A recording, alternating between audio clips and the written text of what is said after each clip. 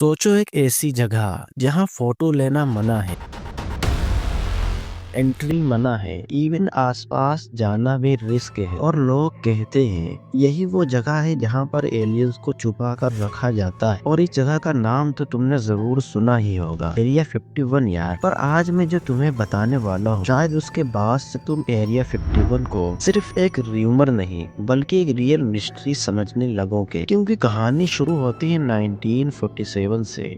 Roosevelt year 1947 USA New Mexico के एक town Roosevelt में एक तेजी से गिरता हुआ ऑब्जेक्ट जिसे पहले न्यूज ने हेडलाइन बनाया, यूएफओ क्रैश्ड इन रोजवेल। आई विटनेसेस ने बोला कुछ मेटेलिक स्ट्रेंज मटेरियल था जो फोल्ड भी नहीं होता था। अब रोजवेल में जहाँ पर ये क्रैश हुआ था वहाँ पर आर्मी पहुँच गई और छानबीन शुरू कर दी। और पता है आर्मी ने पहले बोला यस इट्स अ फ्लाइंग सोसर, फिर 24 आवर्स बाद बोला नहीं वो एक वेदर बलून था। मतलब पहले उन्होंने कंफर्म भी किया और फिर डिनाई भी कर दिया। रोजवेल के लोकल्स ने तब से लेकर आज तक एक बात कही है, जो क्रैश हुआ था वो इंसानों का तो बिल्कुल नहीं था, मतलब कोई और ही चीज थी।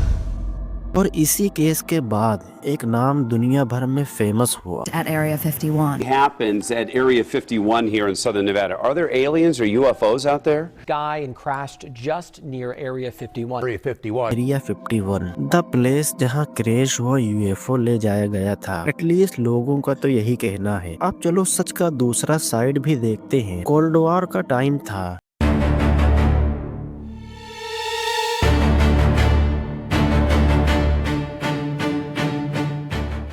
यूएस और यूएसएसआर एक दूसरे को हर प्राइस पर बीट करना चाहते थे। अमेरिका को एक ऐसी जगह चाहिए थी जो कंप्लीट डेजर्ट हो, दूर हो, सेफ हो, पब्लिकली अननोन हो और जहां कोई आता जाता ना हो। और नेवाडा डेजर्ट में उन्हें एक जगह मिल भी गई, एक एरिया मैप पर जिसका नाम था ग्रूम लेक। और यही वो जगह थी जो आगे जाके बनी एरिया 51। अच्छा एक्चुअल में इस जगह का काम क्या था? Not aliens, not UFOs, not experiments, बल्कि स्पाई प्लेन्स। ऐसे प्लेन्स जिनके डिजाइन को देखकर आम आदमी बोले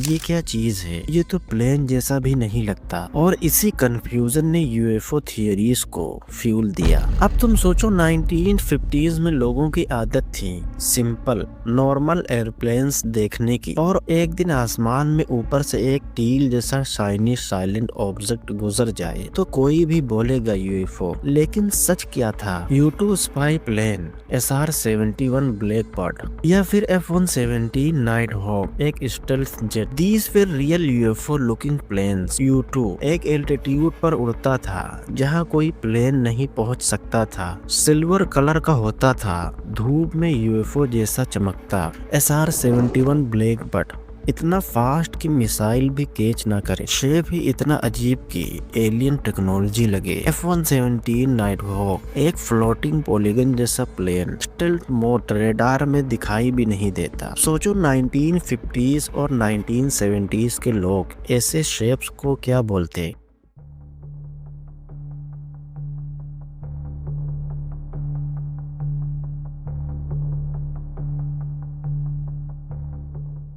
एलियन स्पेसक्राफ्ट। एरिया 51 ने एलियंस नहीं बनाए, पर उन्होंने ऐसे प्लेन्स बनाए जो एलियन जैसे लगते थे। और गवर्नमेंट ने बोला जो भी देखा है What you have witnessed has been misinterpreted. This matter is classified.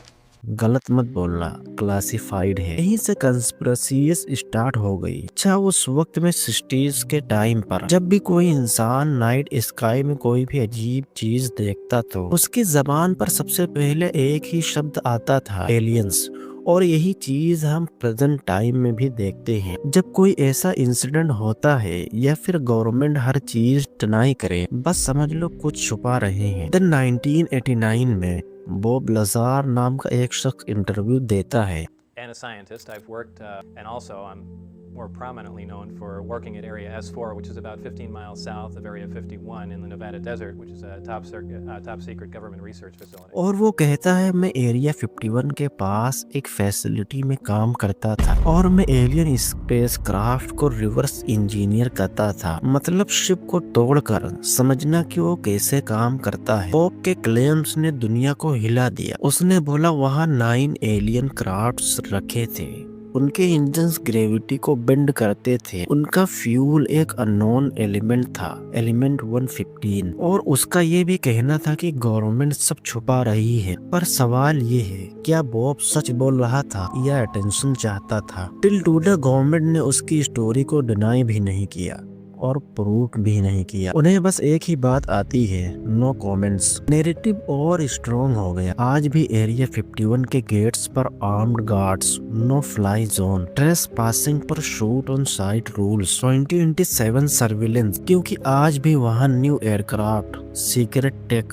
Defence system test होते हैं। इसलिए एलियंस हो या ना हो, वर्किंग क्लासिफाइड ही चलती है। पर एक बात सबको कंफ्यूज करती है, अगर सिर्फ प्लेन्स ही बन रहे हैं तो इतना एक्सट्रीम सिक्रेसी क्यों? ओजवेल का क्रैश का मटेरियल कहीं भी रिस्टोर हो सकता था, पर फिर एरिया 51 ही क्यों? अब तुम सोचो, जिस बेस का एक्सिस्टेंस ही गवर्नमेंट ने 50 साल बाद एक्सेप्ट किया, वो क्या सिर्फ एक प्लेन टेस्टिंग ग्राउंड हो सकता है? या फिर बॉब लजार जैसा बंदा कुछ सच बोल गया था? और सबसे बड़ा सवाल, रोजवेल में जो गिरा था वो आखिर क्या था? क्योंकि जो आई विटनेसेस ने बताया वो आसानी से वेदर बलून नहीं हो सकता। और अजीब बात यह है कि हिस्ट्री में एक मिस्ट्री ऐसी भी है जहां वेदर बलून तो दूर, पूरी की पूरी 115 लोगों की कॉलोनी, आदमी, औरतें, बच्चे एक ही रात में हवा की तरह गायब हो गए। अभी आपकी स्क्रीन पर वो वीडियो आ रहा होगा, उस पर क्लिक करो, हमारी मुलाकात वहीं पर होगी।